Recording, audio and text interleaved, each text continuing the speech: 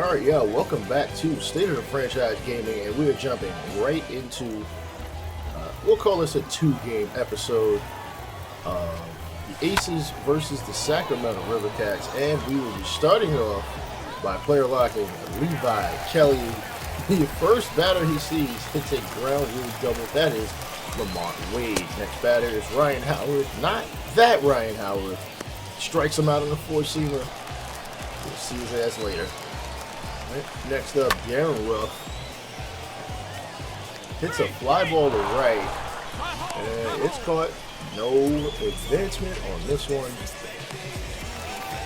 Kelly looking all right after two batters. Jalen Davis with a 5-game hit streak, 8 for 25, batting .222 overall, 3 home runs, 10 RBIs. We sit his behind down on the bench to end the first.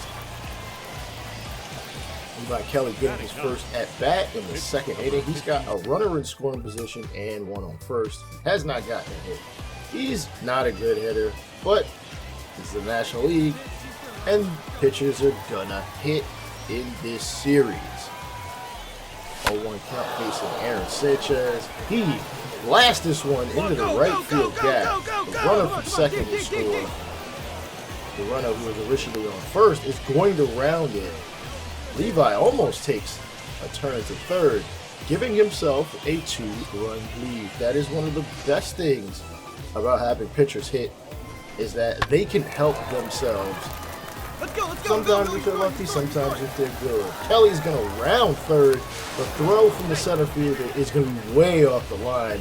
An unnecessary slide, but I don't blame him. 3-0 early. He may have a bit of breathing room to work with as he goes back to the mound, facing Hunter Bishop, who lines it right in the center field. Scoop, and the Rivercats will have back-to-back leadoff base runners. Jason Vosler, batting .250, runner first, and a disgusting changeup on the corner gets Kelly his third strikeout. He's only faced 5 batters, and this ball is lined over the third baseman's head. He's going to bounce over into the Bartman section of foul territory for a ground rule double. Next batter, a bit of a blooper, which gets down. 1 run will score, and the Rivercats give themselves a run on the board. Now facing the pitcher, Aaron Sanchez. You want to get him in the ground. Double play situation, but he smashes this one to right, and it gets down. Aaron Sanchez helping his own cause, giving his team another run, and the manager is immediately going to speak to Kelly. I don't blame him. He's given up hits, pretty hard contact, and now he finds himself in a full count situation. Lamont Wade grounds it to second, tossed to second, shortstop, and back to first. Double play ends the inning, and the Aces continue to have the lead, up by an 8. And Kelly smashes this one to left field. Oh, but it just hangs up a little too much. Could have helped himself out a bit more. Hell, it's not too often pitchers get 2 RBIs. And the slider, front door, disgusting. He does have that kind of stuff when it's on. Darren Ruff chops it to third. Matheson fires the first. Get another out. That might have been Matheson or Wallis. I'm not 100% sure. I'm still learning the minor league teams at this point, and umpires are not going to give him a call as Davis walks to first. 2 away. Hunter Bishop chops it to short. He'll go to short way. We'll end the inning. Still up by 1.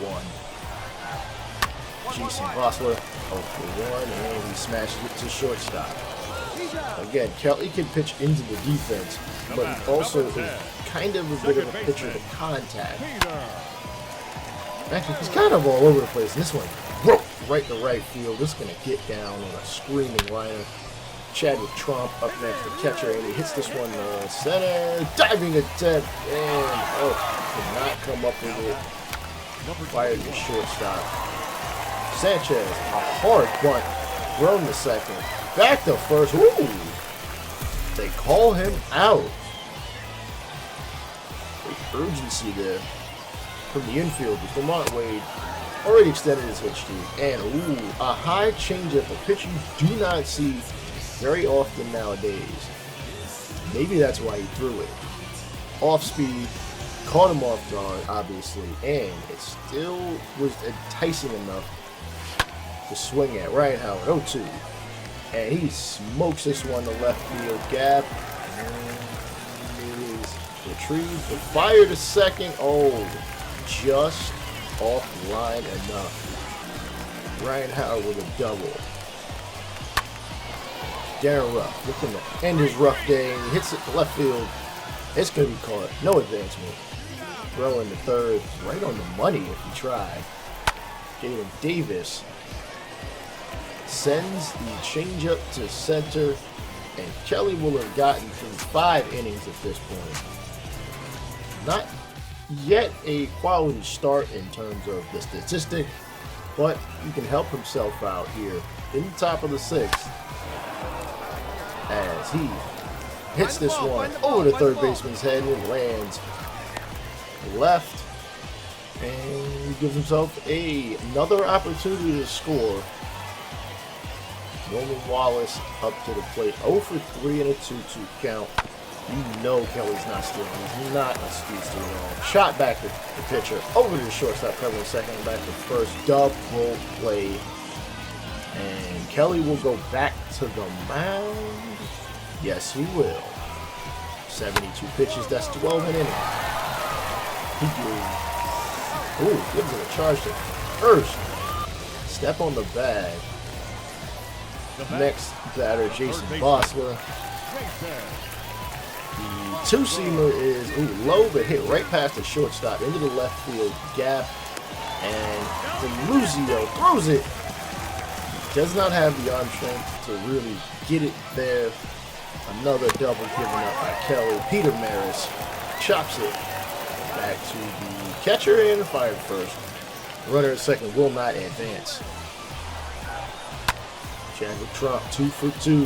He hits a pitch that is away into left field. The runner from second will come around to the plate. This ball game is tied at 3. Will Kelly continue to pitch at this juncture? He will face the 9-hitter Luis Toribio. And this one is a hoop for the center. It's going to get down. Runners will now be at first and second. The manager might want to think about pulling him. And that is exactly what is going to happen. Kelly's day is over. Giving up 3 runs. Contributing to his own cause, too. But, as you can see, 78% strike percentage.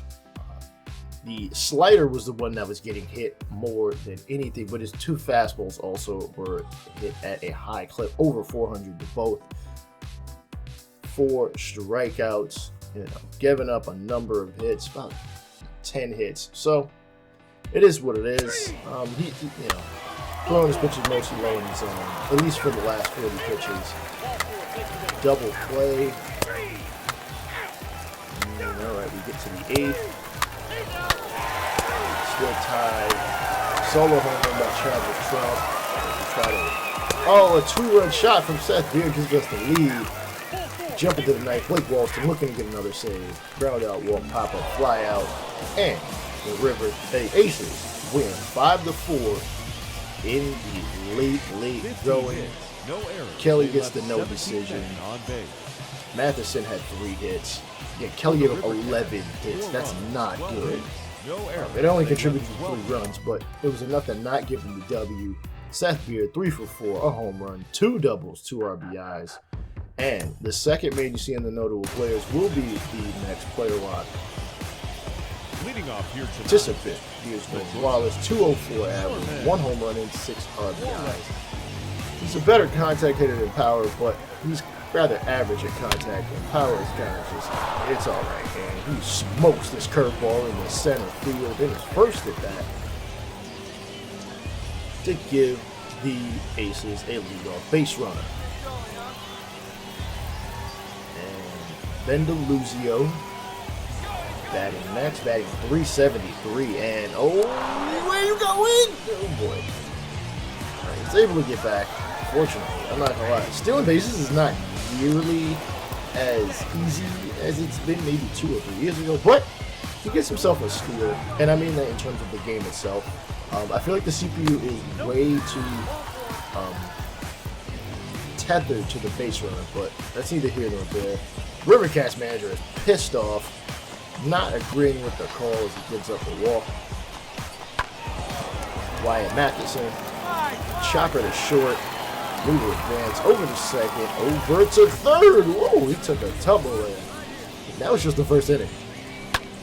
Norman Wallis, second AB, smashes this one to right field, and that's back-to-back singles and back-to-back ABs. Of course, he's a steal threat, and the ball gets away from the catcher. The throw down in time by a mile. Yeah, it hesitated too long to get to it. In the fifth, showing up some of the defense. Ranges over into third base territory, and he does not have the arm to get that one. In time, scored a base hit, no error. 3 for 7 for the series, 2 for 2 in this ball game. This game is still tied at nothing. Tyler Green. Low fastball is smashed to the right center field gap. It'll be picked up. 3 consecutive singles, 3 consecutive hits, and probably 3 consecutive steal attempts. And runs drop down. They'll just tag the runner coming to first. Now back, left fielder. Seth Beer stepping up to the plate, 237 average. He did walk in the fourth. It is one away, 70th pitch from Beer. Right back up the middle to the second baseman, fired first, 2 outs, but there is a runner in scoring position. That is Norman Wallis. Matheson 0 for 2. Can he come through? As 1 run might be what it takes to get the dub. And he hits this one to right field. It just plunks down. We will score. We take a 1-0 lead here in the 6th. Norman Wallis looking to have a 4 for 4 ball game. 3 of his hits have come in this game alone. 3 singles and a triple in the series overall. There's Zach Littell. He hits this one to left field. Oh, it is a reaching low catch by the shortstop. 3 for 4 is very good. We're not going to complain about that. Fans are You final can see line. Lamont Ray, player of the game, drove in a run in the 10th. This is Raymond of State of the Franchise Gaming. I'll bring you more from the majors coming soon. Peace out. Oh wait, Mendoluzio did tear a finger ligament. He's out for 2 days. 60-day DL it is.